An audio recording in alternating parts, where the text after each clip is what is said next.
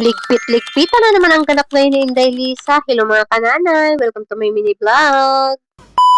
Dumakat na kami ni Bunso niyan. Pupunta ako sa tindahan dahil bibili ko siya ng biskwit dahil nga naubos yung aking stock, yung aking paninda na biskwit para sa kanila ay naubos na. Kaya hayan, pumunta kami sa tindahan. Dahil gumanda na yung araw, hayan, nilabas ko na yung aking mga sinampay.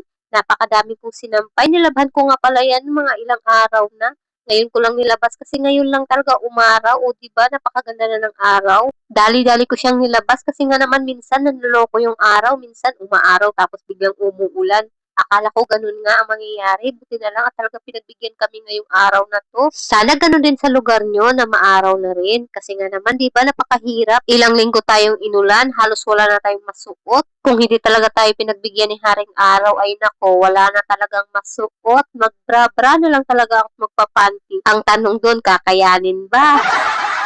Fast forward tayo. Ayan, nakatapos na ako sa paghuhugas ng mga plato. Hinugasan ko na rin yung tumbler nila kasi dyan sila talaga umiinom. Gaya ng sinasabi ko, nasusukat ko kasi yung bawat inom nila. 2 o 3 tumbler yung nauubos nila na tubig. Kaya mas maganda talaga na sinusukat yung inom nila. Maganda kasi sa katawan ng bata yung pala inom sila ng tubig. Kaya hinahayaan ko na. Haya na nga, naglinis na rin ako ng mga gamit sa kusina. Nagpunas ako. O diba, naghanap talaga ng trabaho si Inday Lisa kahit hindi naman dapat, pero kailangan talagang gawin mga kananay kasi nga naman madumi na yung aking likod niyan. Minsan kasi hindi naman natin agad-agad nakikita yung mga dumi, diba? Kaya kailangan tanggalin natin yung mga nakaharang dyan. Masarap talaga maglinis ng lababo mga kananay. At itong electric kettle talaga, iniingatan ko yan dahil bigay ni Mami Luisa yan. Ang sarap lang sa pakiramdam na may mga taong tumutulong sa atin kahit hindi natin kakilala. Alam mo yung dasal ka ng dasal, tapos napapakinggan na pala tayo ni Lord. Si Lord na talaga yung gumagawa ng paraan para mabigyan tayo ng blessing. Alam ko hindi niya agad binibigay sa atin, pero pag dumating talaga yung blessing na sinasabi niya, ay naku, sunod-sunod na talaga yun. Nagpapasalamat talaga ako at nakilala ko si Mami Luisa. Mapapa-thank you ko na lang talaga, Lord. Kasi nga naman, di ba, humihiling ka sa kanya tapos ibinigay din niya sa'yo. Napakabuti talaga ni Lord, mga kananay. Kaya huwag tayong mawala ng pag-asa. Marami yung pagsubok sa buhay ay dapat hindi tayo mawalan ng pag-asa. Pray lang tayo at hindi naman tayo pababayaan ni Lord.